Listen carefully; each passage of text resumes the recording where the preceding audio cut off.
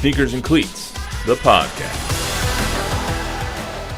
Welcome back to another edition of Sneakers and Cleats, the podcast. It is Thursday.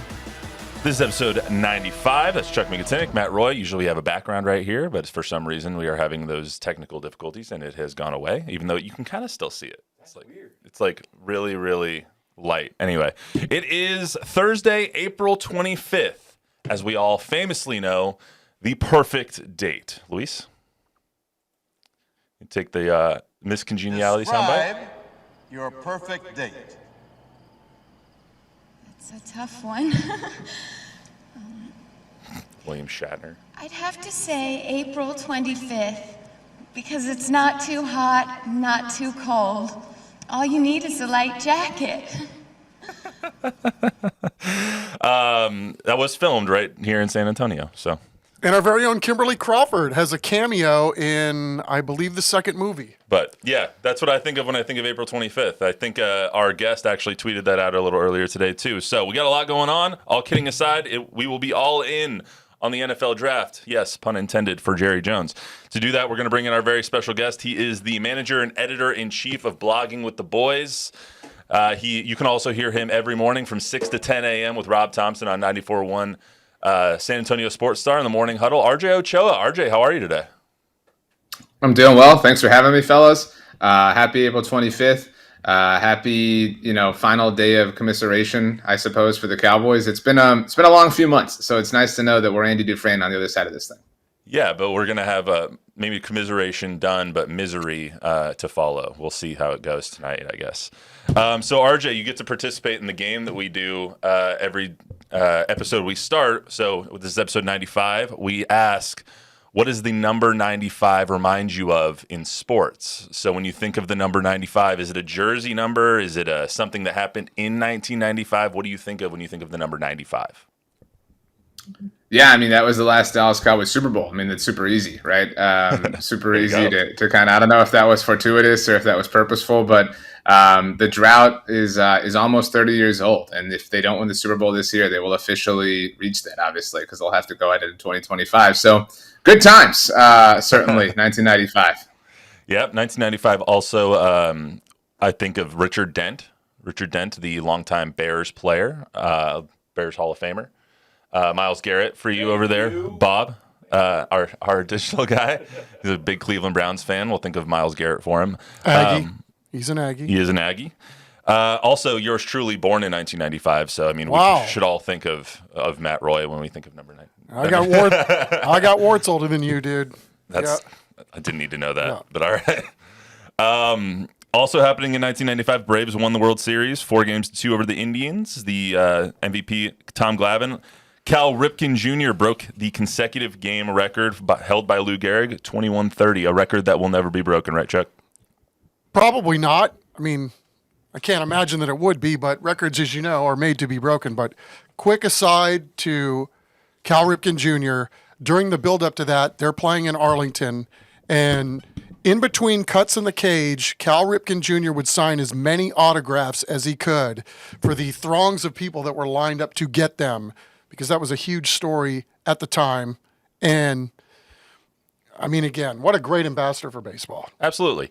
Let's get to some Cowboy talk. So Jerry Jones, Stephen Jones, Mike McCarthy all held their pre-draft presser on Tuesday. It was nothing if not entertaining. It was an hour long, and there was a lot of scribbles on, an email, whatever that was, that Jerry was scribbling on. But one of the biggest takeaways for me, at least, was that completely unprompted, Jerry Jones decided to double, triple, quadruple down on his all-in take. So let's hear that real quick.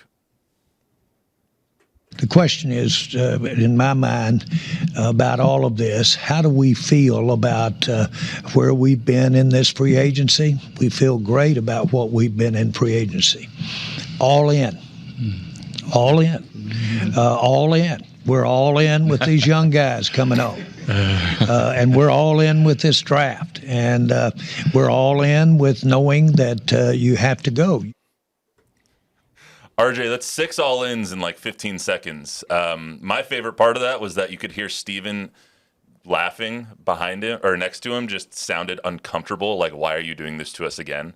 So, RJ, what do you think? What did you think when you heard that right at the beginning of the presser? I mean, it's kind of become, I think, the label for the dysfunction that the offseason has been for them. And I don't know, I personally don't know anybody who took the original statement seriously. I think everybody kind of took it with several grains of salt and said kind of, we'll see, whatever. But it became this sort of motto and this decree as their reluctance to participate in free agency wore on. And so I mean, my personal vibe and my personal kind of temperature of the fan base is that, I mean, you mentioned the clip, obviously. That was like in the opening 30 seconds of things. And so it almost felt kind of spiteful, towards people who have thrown it in their faces over the last few months. Kind of, we're allowed to say and do whatever we want, and you all just kind of have to deal with it. And I don't mean to make it that dramatic, but it felt a little dry and it felt a little uncomfortable because it has been a dry and uncomfortable thing over the course of the entire offseason. Chuck, what did you think when you heard that? Because he's right. It was within like the first minute of the press conference. He let Steven answer the first question, and then Jerry chimes in with that. Yeah, I took it as kind of clarifying what we were spitballing last week, which was all in to them means it's time to let some of these younger guys go out and let's see what they can do. I mean, right now, we know them as the Dak Cowboys, the CD Cowboys, the Micah Cowboys. At some point, they're going to have to let this be the Sam Williams Cowboys, the DeMarvion Overshown Cowboys, the Malik, I'm trying to, who's the guy? The Mozzie Smith Cowboys. Yes. DeMarvion Overshown. Yes. Those kinds of guys. And it's time to let some of these younger guys go play to be the next stars of the team because they've put themselves into this position with the guys that they're paying. I mean, 4 or 5 guys are making 70% of what this roster looks like. And so because of the sins, which Jerry brought up, and living on the credit card, which Jerry has brought up, this is how, unfortunately, this is their bed. Now they have to embrace their bed and hopefully don't whiff on some of these younger guys because they're really going to be counted on throughout the course of the season. When I heard that, I definitely thought it was a little bit of like, stop asking us about this all-in statement that I made at the end of January. RJ, to your point, it did seem a little bit like spiteful, for lack of a better term, but like, this is what I meant. Now shut up, stop asking about this, even though he decided to say it 6 more times within the next 15 seconds.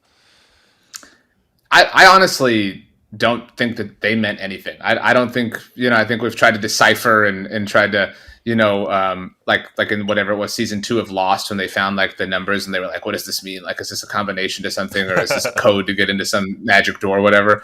I don't think it meant anything. I think it was something that Jerry said, and because this is sports and because of the Cowboys, it just blew up. And should he and they have known that? Obviously, absolutely.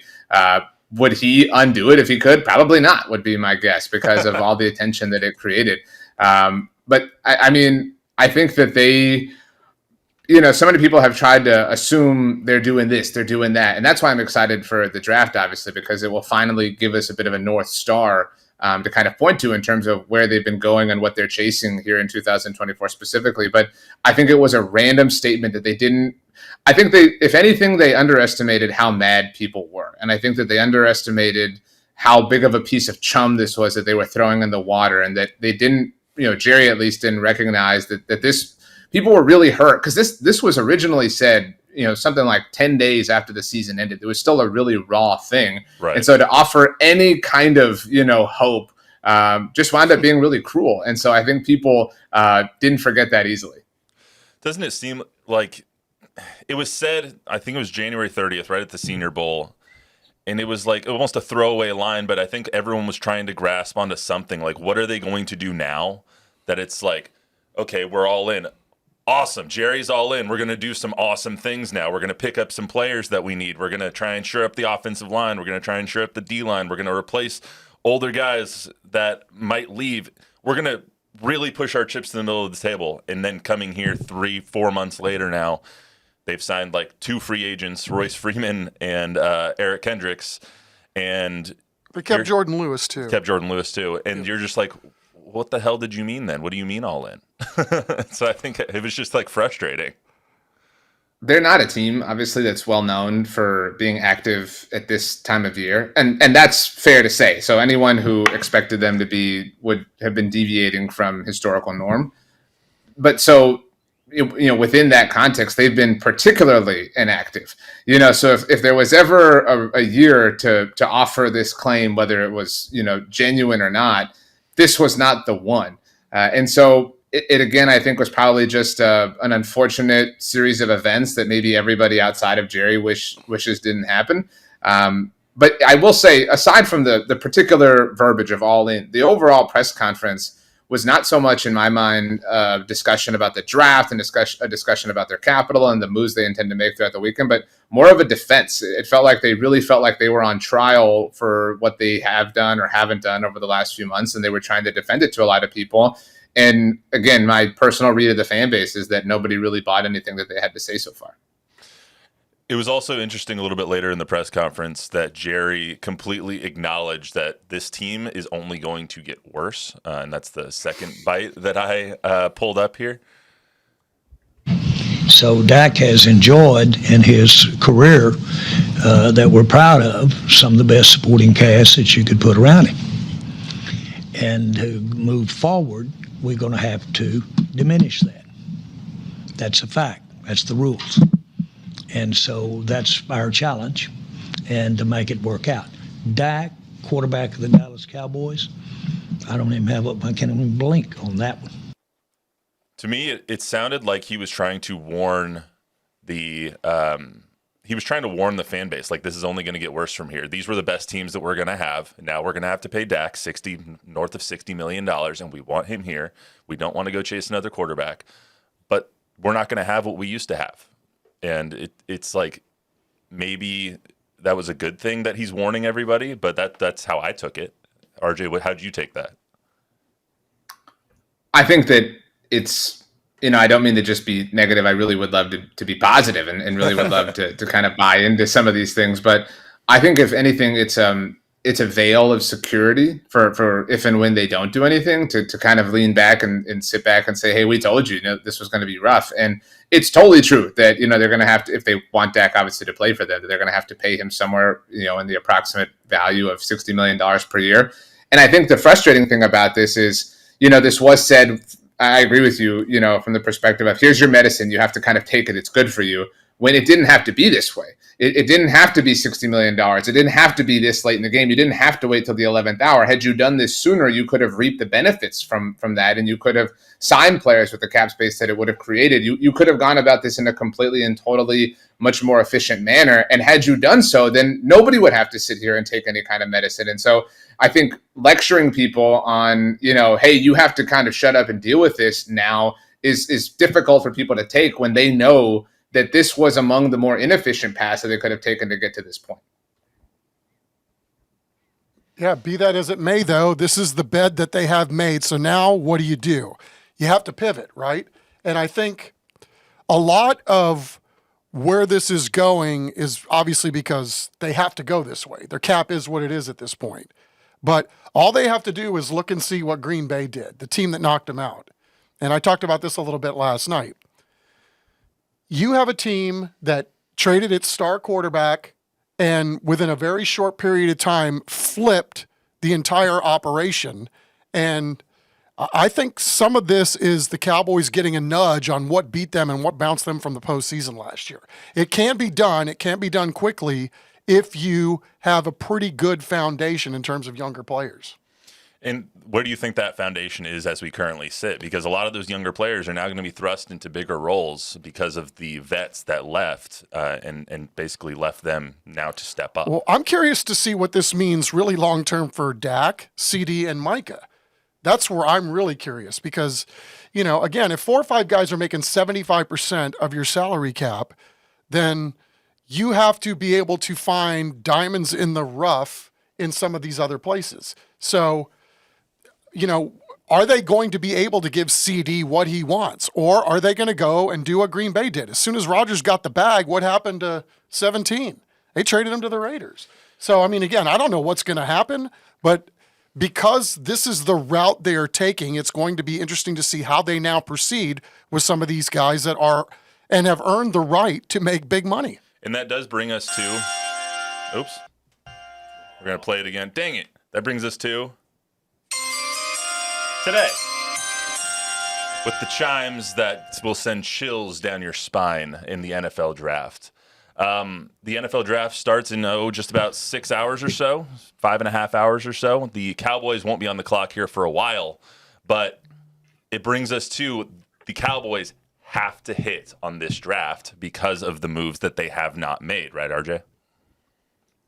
Yeah, I mean, this was always going to be the most important day of the offseason for the Cowboys, whether they had been super active in free agency or not. This today, the 24th overall pick, as it currently stands for them at least, is the most important and most valuable asset that they have to their name. So how they spend it is really, really important. Obviously, the lack of free agency activity only exacerbated that. And so I think the day is fascinating, not just from the perspective of who they do or who they don't pick, but to Chuck's point, I mean, would I agree? I'm not putting words in your mouth, Chuck, about whether they should trade CD or whatever, the way the Packers did Devontae Adams. But today will show us something, because if you truly believe in having to rebuild, if you truly believe in wanting to move on, if you truly believe in needing to hit the reset button, again, we can all sit here and disagree or agree with that mindset. But then trade CD, then trade Micah. Today is your last moment to do anything like that, to accrue the necessary capital to start over. Because if not, you prolong that ability for an entire year, because the draft is obviously beginning in earnest tonight.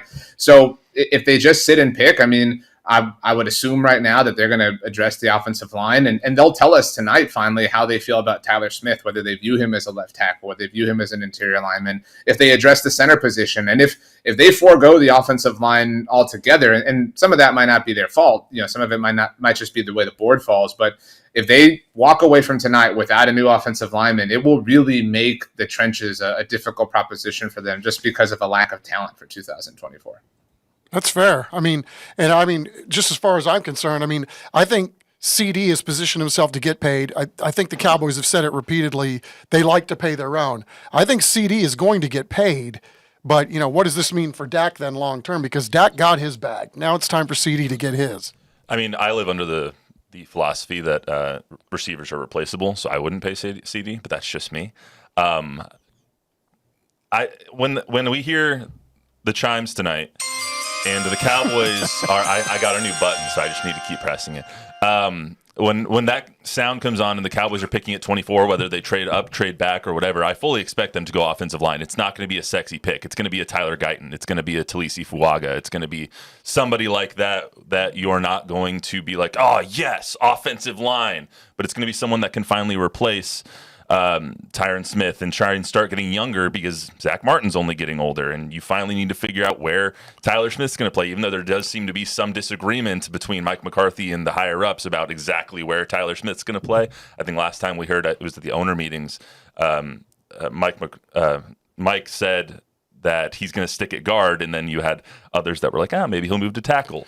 So we're going to learn, to RJ's point, where exactly Tyler Smith's going to play, and we're going to learn exactly what the Cowboys are going to do with the first pick. But it makes the next 3 days, even more important. They don't have that fourth round pick anymore, so they have to hit on 1, 2, and 3, and you have to be judicial with your 5th, 6th, and 7th round picks now as well. They've left themselves with almost no margin for error today and this weekend. Yeah, so Tankathon does a great job of ranking the capital that each team has to work with. And it's all based on the value of each pick. Obviously, the number one overall pick's worth the most, and so on and so forth.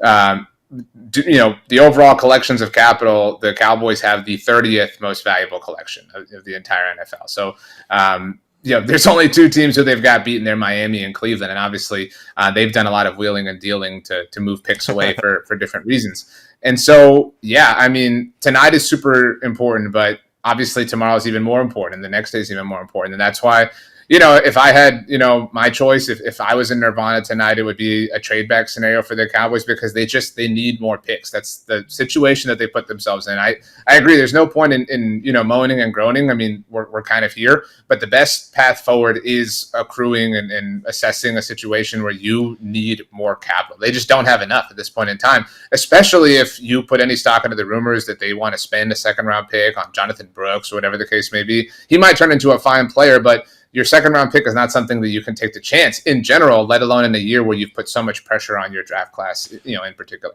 RJ, as we sit here today, how bad does the trade for Trey Lance look without that fourth round pick? Seeing is that the other quarterbacks in that draft all got traded for sixth round picks or a comparable value like that. How bad does that trade look right now?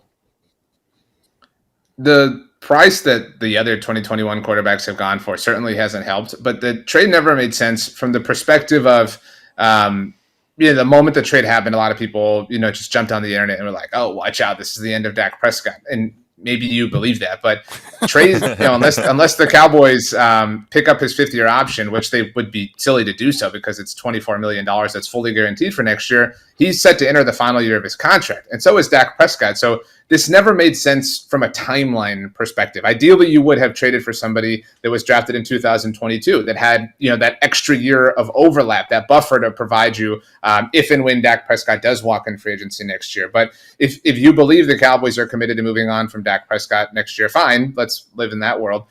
So he moves on, and the Cowboys then pivot and say, okay, we traded a fourth round pick for Trey Lance 2 years ago. Let's make this work. And then you're Trey Lance, and that the Cowboys kind of have you as their primary option, that they're already invested in you from a draft capital standpoint, and that they want you more than anything else. Now you have all of the leverage. We go from a world where Dak has all the leverage to one where Trey Lance does, and I don't think Trey Lance would command somewhere around $60 million a year, but he would certainly command more than he would be worth in that moment because of the leverage of the situation. And so the trade was always silly from the perspective of it wasn't a forward-thinking thing. It provided no long-term benefit, especially given the fact that they did it in August. They didn't even get a chance to see him in training camp or the preseason. He is a complete and total unknown, and now they're down a fourth-round pick on Saturday. And if you're looking at it from the holistic perspective here, and you're like, okay, a fourth round pick we spent on a quarterback, I would rather have a fourth round pick quarterback, a Michael Pratt or Spencer Rattler, whoever, insert quarterback this year's name here. I would rather have that person for 3 or 4 years than Trey Lance for a year and a half. I mean, it just doesn't make a lot of sense that they're going into this season with 3 quarterbacks that are free agents next year, and one of which was the project quarterback that you want to try and build up, see what he is, and he's a free agent next year too. It just doesn't make any sense to me. Well, I mean, again, if it doesn't hit, it's not going to make a lot of sense. And right now, by all accounts, it's not working, right? Like I told you, I heard secondhand information that Trey Lance is struggling. So, yeah, I mean, to your point, I mean, it's hard to argue what you guys just said. With that being said, RJ, in the next 3 days, could you see them drafting a Michael Pratt, a Spencer Rattler, a Jordan Travis, so one quarterback maybe in the later rounds? I know they probably won't spend one in the first or second, but maybe in the 3rd, 5th, 6th, 7th round, could you see them drafting a quarterback?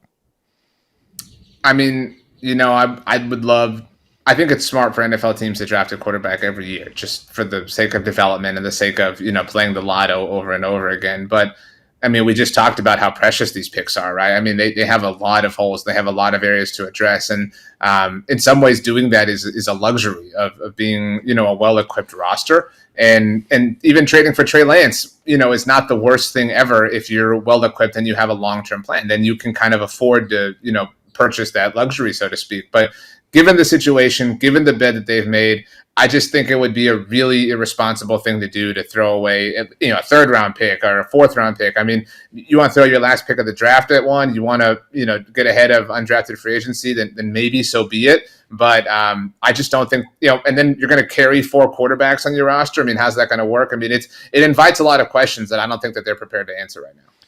Yeah, I think that's fair. I don't think they're going to draft a quarterback. I live by the same philosophy you do when it comes to drafting maybe a young quarterback in the later rounds every year just to see if they can be a Brock Purdy or if they can be, a Tom Brady or see what happens. Or a Dak Prescott. There you go, fourth round pick. So the box that the Cowboys have put themselves in will never make sense to me. Chuck?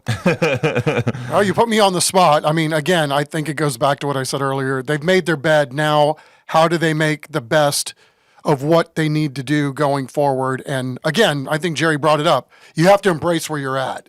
So part of that being all in is embracing your fate and now trying to pivot as quickly as you can to keep a viable product on the field. And obviously there's a lot more questions going into this year than there were last year. But let's also keep in mind too, free agency isn't over. As soon as this draft is over, they've done very well post-draft the last few years, picking up guys like a J-Ron Curse, guys that have become pretty decent contributors, so the window on some of this free agency isn't quite closed yet.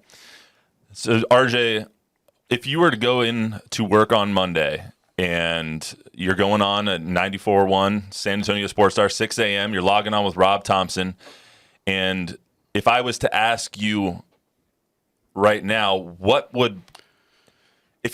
I'm trying to think of how to phrase this. What would cause you to go on air on Monday and say that the Cowboys had a great draft? I think if they traded back tonight and maybe even tomorrow, if they walked away from this thing with 5 top 100 players, so 5 players drafted between tonight and tomorrow, if they got some consensus value by way of their picks on Saturday. The Saturday picks are throwing darts, and it's always a difficult proposition, but consensus value is never a bad thing. And more than anything, I think I would say I would love nothing more than for the Cowboys to do something to sing a song about and throw a parade over. I just need them to do the bare minimum, and I will gladly hoist them up. And so there's been a lot of chatter about how they're projected to receive so many compensatory picks next year because of all the free agents that they've let walk this year. And so, okay, great. Well, we know that. We know that you're going to, you're expected to receive some compensatory picks. That means you can play with your draft capital for next year. That means if there's somebody you really like and there's somebody who you circle because you identified the draft as the well to tap for talent for your roster, then I would like to see that. I would like to see an aggressive disposition, utilizing your 2025 capital and prove that everything really was symbiotic, prove that everything really was connected, that you specifically left that compensatory formula untouched so that you could tap into that draft capital and those future resources in the name of improving your roster right now. But if they just stand by and just pick, it was 3 years ago they had, I think, 10 picks in the NFL draft in 2021. And we all thought, oh, surely they're going to package some of these to move up. There's just no way they're going to draft 10 times. There's no way 10 draft picks can make the roster. And they never traded up once. So I would love to see a bit of an aggressive mindset in certain instances utilizing future draft capital because they've planned for it specifically. What about you, Chuck? If I was to ask you on Monday that they had a successful draft, what would that look like to you? I'm hoping because maybe, everybody's talking about the number of quarterbacks that could go in the top 15 picks, what that might look like for the Cowboys where they're taking. Maybe they get somebody that you never thought of, a skill player that, you never saw coming because the amount of quarterbacks that went in this draft. I don't know. But I think I'm pretty much with RJ. Just take a really good offensive lineman in the first round, play it safe. You got to build your fortress up front. And then it's interesting how other things tend to take care of itself once you build that base up front. It's going to be an interesting night and an interesting weekend. RJ Ochoa of Blogging with the Boys, thank you so much for joining us on the Sneakers and Cleats podcast, man. I appreciate it. Of course. Thanks to y'all for having me. Congratulations to Miss Rhode Island on winning that beauty pageant that year. It was a great time and a great moment in history. Well played, RJ. Couldn't have said it better myself. Yeah. Thanks again, RJ. Appreciate you. So, Chuck, we wanted to, before we get out of here, talk about the local guys that could have a chance either tonight or this weekend. Can you just give me a couple of minutes on the local UTSA players, the UIWs of the world that might get drafted or go undrafted this week? Sure. It looks like we're going to have about, if you count the Texas State guys, about 15 guys that have agents and that have thrown their name into the ring as quote-unquote NFL prospects. We have 2 guys from the area here, and I count Cuero being one of them. That's fair. Because they're in our viewing area. Jordan Whittington from Texas has a really good chance to get drafted. More than likely a day 3 guy from what we understand. Millard Bradford from O'Connor High School and TCU, defensive back. Also is another guy that's draft eligible. Those are really the only 2. Well, I take that back. Brandon Matterson from UTSA as well, a defensive lineman. He's got a really good chance. I shouldn't say really good chance because I don't know, but he's got a chance to be a day 3 guy, but for sure is going to be a preferred free agent somewhere because everybody likes his size, his motor, great feet, all the above, super aggressive player, and he's working on his masters, so he's the whole package. UTSA, probably their best draft prospect this year is Joshua Cephas. Yeah, as he should be. I mean, to go out and have a 1,000-yard season, we've talked about this before, and really being the leader of that group, not having the benefit of two other guys, Zachary Franklin and JT Clark, alongside him, to go out and have a year like that. And he did it against good teams, too. Yeah, I mean it big was a teams new like conference, Texas. too, And yeah, so as it was put to me on the scouting report from somebody that has nothing to do with Joshua Cephas's camp that's in the know, this was the quote. Joshua may have just effed around and found himself into a draft. Yeah, so, I mean, he had a great season, and going through all the stuff that he has gone through, it was great to see someone like Joshua Cephas have the season that he did. I could see the Cowboys throwing number 252 at him, get him in the camp, and make sure he's not a preferred free agent, but make sure that you get him on your roster. You don't have to compete with everybody else if you draft him. So I could see him going in the late 7th round. And then Rashad Wisdom is another one that is hoping to get drafted. Hopefully his name gets said in the 5th, 6th, 7th round. But if it doesn't, I could see him getting to a camp as well. You're right. I forgot about Rashad being one of our local guys that's eligible. Yep. UIW's got 4 guys. Texas State's got 4 guys. So we've got numbers. And to your point about the 7th round, that's always the interesting proposition for teams, because if you draft somebody, then you got to pay them for 3 years. So, the hope is for a lot of these teams, because if you have some questions about the player, you get him as a preferred free agent. You pay him all the money up front and then hope he wows you, and, then you have to worry about maybe having to pay him something later. But the bottom line is that's what's going to be interesting for some of these guys at the very end of this draft is, can they make enough of an impression with these teams that can't trade out of the 7th round for somebody to take a chance on them? And, I think Joshua's got the best chance of having that happen. A lot of talent in the 2-1-0. I keep looking back. Like, this is just weird that it's, like, so dull right here. It's just strange. It goes with the 2 guys doing the show. Purple's kind of weird, too. Yeah, apparently we were purple there for a little while, too. I don't know. It's some technical difficulties, but we thank RJ Ochoa for coming on. Bob, any questions from the YouTube or Facebook audience? You answered all the questions that came in, really. They were asking about Dak, how far can he take him, and I think you guys have addressed that over and over again.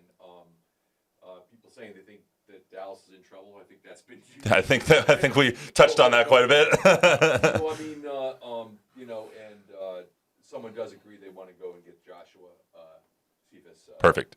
Yeah, I mean, I'll be on Saturday. I will be glued to the TV screen. Hopefully, Joshua Cephas' name gets called in that 7th round. 6th, hey, get called in the 4th round. Just get called at all. Or maybe by his hometown Houston Texans, who just like the Cowboys have. By the way, they have 3 of the top 87 picks. The Texans don't have a first rounder, but they're also, again, we talked about this the other day. I mean, the window is definitely opening for that franchise. Absolutely, and I would be remiss if we did not give this shout out to Tim Duncan. It's his birthday today, Timmy D. So the big fundamental. How old is he turning? 48. 48 for Tim Duncan. I could probably still play. Without a doubt. May not be good as he once was, but he's as good once as he ever was. Just if we're going to keep going on the pop culture references here. And the hair's never been better, so that's like cheese getting better with age. Oh, his hair's fantastic now. It's like down to his shoulders. Yeah. It's perfect. He's a handsome devil as an older dude. He always has been. Bob, your Browns don't have a pick tonight, right? So you're just going to be you hate the draft? Yeah, we don't go to 54. Yeah. If I tried not to be overtly Bronco today, so I turned my head around. But if the Broncos don't draft a quarterback tonight, I don't think I'm watching the rest of the draft. So, dude, you're going to get a lot of people from the 2-1-0 that are going to be on the Bronco wagon now. You got 3 San Antonio guys on that roster. That's true. So. That's true. I mean, exact same uniforms. Someone actually showed the other day that it looked like what was it? Blue Mountain State's uniforms. And I was like, what the hell are you guys talking about? You guys ever see that show, Blue Mountain State? No. Nope. No. Oh, nope. Come on. Yeah, might have been a little past your guys' time. Anyway, that's all we got for you today on the Sneakers and Cleats podcast. We have Huge shout out to RJ Ochoa for joining us, being one of our first. Actually, I think he was our first live guest, besides me remoting in once. I think he was our first live guest. It took us 95 episodes, but we finally got there. And I got my sound effects. So you can guarantee that I will be adding. I have 8 buttons here. There will be 8 sound effects there at some point. So I'll have plenty of ammo to annoy Don and Chuck with. What's your thought? You want to say something? If people are really going to tune in for that, that's make sure you're here next time. It'll be really good sound effects, guys, okay? It'll be perfect. It'll be San Antonio-centric. I might put a Jerry bite on there. What about the one, like, you can suck on that all week? We're going to have to suck on that all week. That'll I be a good know one. nothing of what you speak of. You don't remember Jerry saying that? We get to suck on that all week. Said that a couple of years ago. How about them Cowboys? Look, I'll take your word I'll for put it. I'll put the How About Them Cowboys on here. That's good. Anyway, sorry, I'm rambling now. That's all we got for you on the Sneakers and Cleats podcast. Remember to download, rate, review, subscribe, give us a 5-star rating, tell a friend, tell an enemy. Thanks one more time to RJ Ochoa. Happy birthday to Tim Duncan. Good luck to all of the 2-1-0 prospects. We will see you right back here on Monday to break it all down. See you then.